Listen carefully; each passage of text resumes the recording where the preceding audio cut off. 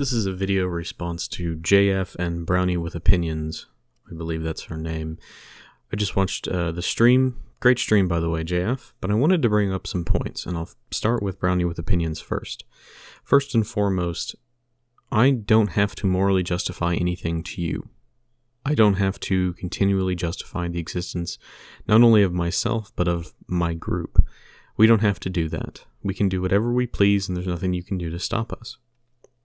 Secondly, if you'd like to talk more about this, I understand this is kind of your first foray into this discussion, but if you'd like to talk about this more, I'll leave a Discord link down below. You can find me on there.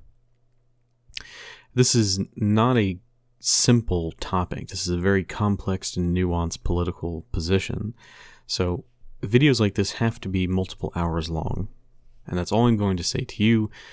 I wish you the best of luck. Come and reach out to me. Now, on to JF. JF, I generally agree with your opinions. I think that we share a lot of things in common when it comes to politics. Libertarianism, freedom, but also race realism and ethno-nationalism, things like that. But there is something I wanted to point out to everyone, and those within the libertarian / alt-right race realist community that I don't think has been touched on very much. So I'll start by saying this. When we talk about the transfer of resources from the ethnic majority to the ethnic minority, it would appear that the ethnic minority has a vested interest in maintaining the collection of those expropriated resources through the state. This is why I would consider myself a reactionary libertarian in the first place, is because the state is used as a vessel to extract resources from me, and it is given then unto undesirables, in my opinion. So, for example, in the United States, the non-white community, with the exception of East Asians, who I don't really have a problem with, but the non-whites, Hispanics, and blacks use the state to extract resources from me in order to subsidize their lives, which I think is not akin to reality. It's against the natural processes of human natural selection, things like this. It is unnatural to subsidize those who cannot afford to take care of themselves. So when you're talking about taking that system away from them, the reason why they're on this welfare system in the first place is because generally their populations are on average of lower intelligence than the rest of the white population. So then the issue becomes, what happens in the real world when you have a large group, we're talking millions of people here in the United States, have a vested interest in keeping the status quo, who are then forced to start thinking about the future, and now you have all these people who are beginning to talk about, hey, we're going to end the welfare state, and we're going to segregate ourselves, and it essentially means these non-white parasites have to start thinking of their future. And of course, because they're so low intelligence, the only reaction that they have to this is violent.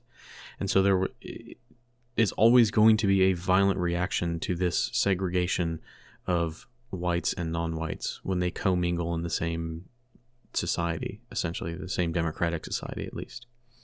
So while I do think that it is absolutely important that we strive for a peaceful transition of power from a multiracial to homogeneous ethno-state, I don't think it's feasible.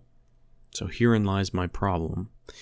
The feasibility of a peaceful transition of power when we're talking about the extraction of resources from one population to the other has never been achieved. There has always been bloodshed one way or another, and that's human nature. Humans have to be violent and fight for the collection of resources, even if it is unjustly expropriated by the state. So the reason why there's so much backlash in the non-white communities from when we're talking about the ethno-state is because these non-whites benefit greatly, more than they even may understand, of being in a white society. So when whites start talking about, hey, we're going to self-segregate, we're going to use our freedom of association, we're going to form our own states, and there's not going to be any room for these non-whites, they immediately think, uh-oh, our free meal ticket is gone. So what do? They lash out violently. So there's obviously going to be violence. And I don't think it will only be, as someone like Brownie with Opinions thinks, on the white side. It is going to be on the opposite side, because we are taking our resources, we're taking our grand societies, and we're stripping people off of it that don't belong. And those people are going to lash out violently, as I would expect them to. Now, there is also the case of the ideological conflict that comes with establishing the ethno-state. If we look specifically at something like Europe, Europe has a large population of people who are ideologically opposed to Western Christian white societies. We're talking about the Muslim communities. These communities are not simply going to disappear if you form an ethno-state. If you stop all immigration, those within your society will still continue to exist, and they will still continue to commit the crimes and forcefully assert themselves on your own community continuously until something is done about it. Now you can say, well, we're going to put economic pressure on them, and then we're going to buy them a plane ticket back to wherever they come from, and this, that, and the other. But is that such a good idea, to bow down before their demands and just give them money? Why not just physically remove them from your society, save everyone the hassle and the bloodshed of having to deal with these extremist ideologues that don't belong in Europe? Just physically remove them. And I know how unfeasible that sounds, but this is an idea that I think we need to start talking about. These undesirables are only going to get more and more violent the more we talk about freedom and liberty and self-association and the creation of the ethno-state. These minority populations, and I say minority, but I mean we're talking about millions of people who are now going to be affected and effectively have their meal ticket taken away from them. And they're going to lash out, and there is going to be violence, and we have to prepare for that. And another thing is, if we are not prepared to fight for the ideas that we have, then we've already lost. Because there exist in this world groups of people who are willing to do anything to get ahead, whether it's personally for themselves or for their group, whether it's religion or race or whatever. They are willing to commit the most atrocious crimes that the world has ever seen in order to achieve their goals. And if we're not willing to at least go a little bit further and at least match them and defend ourselves with violent action, then we're not going to make it. We're simply not going to make it. Those who are violent and strong and coercive, those are the ones that have been successful in the past and will always be successful. They will always conquer and stamp their boots on the necks of the meek. They always will. So we need to be prepared to face this violent lashing out that is going to happen as this movement gains more traction. So in conclusion here, because I'm kind of running out of time, do we want to avoid a race war? Of course we do. No one wants violence. No one wants to be violent. How ridiculous to assume that.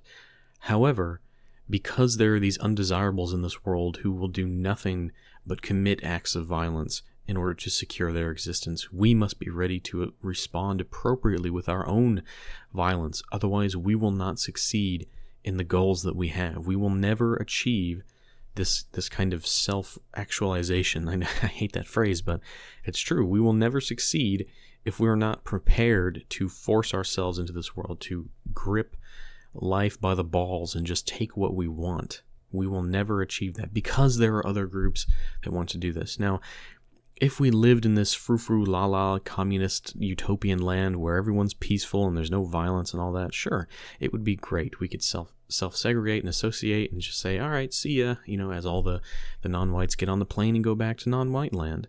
But unfortunately, that's not the reality. There are those who are going to fight back, and it's only going to get worse as time goes on. So we need to address this now and come to terms with this now before things get worse. So that's my 2 cents. Like I said, I'll leave a Discord link down below if anyone wants to reach out to me. You can also find me on Twitter. Thanks for listening.